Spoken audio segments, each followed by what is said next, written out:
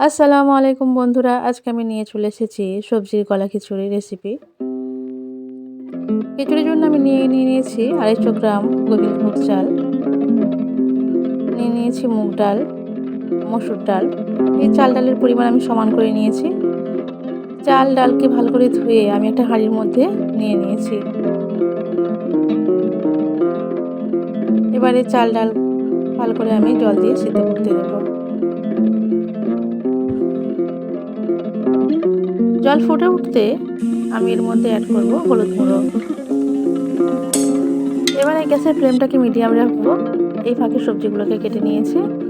নিয়ে নিয়েছি ফুলকপি, গাজর, বিনস, সিম, টমেটো, কাঁচা লঙ্কা, পেঁয়াজ, মটরশুঁটি।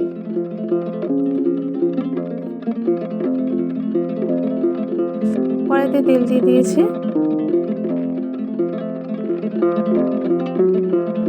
এবারে প্রথমে দিয়ে দিলাম আলু। এটা নুন দিয়ে আলুটাকে ভেজে নেব।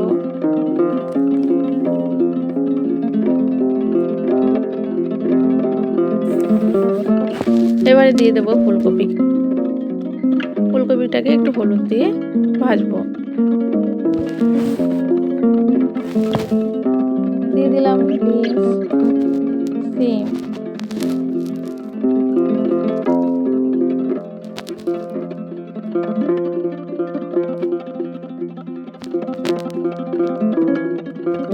এগুলো একটু ভাজার পরে এতে অ্যাড করব গাজর কুচি।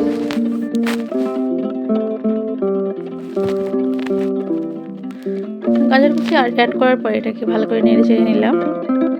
এবারে এই ভাজা সবজিগুলোকে আমি খিচুড়ির সঙ্গে অ্যাড করব। খিচুড়ির মধ্যে এবার দিয়ে দেবো লবণ।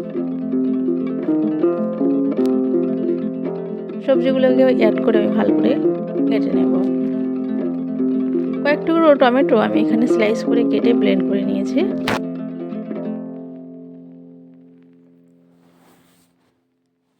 কড়াইতে তেল দিয়ে দিয়েছি পেঁয়াজ কুচি।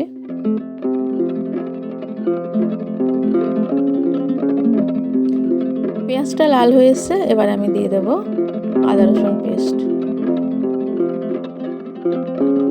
আদা রসুনটা দিয়ে আমি মশলাটাকে কষিয়ে নেব। এবারে দিয়ে দেব ব্লেন্ড করে রাখা টমেটো। এটাকে আমি ভালো করে কষিয়ে নেব যাতে টমেটোর যে কাঁচা গন্ধটা সেটা চলে যায়।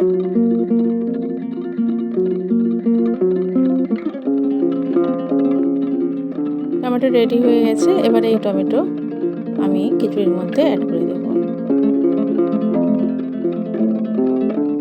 এই মশলাটা দেওয়ার পরে একটা সুন্দর কালার চলে এসেছে, দেখো।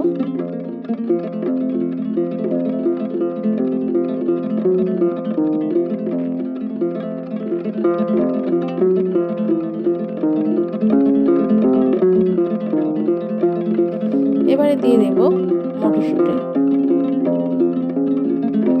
এটা দিয়ে আবার ভালো করে নেড়ে নেব। দিয়ে দেব ধনিয়া পাতা কুচি।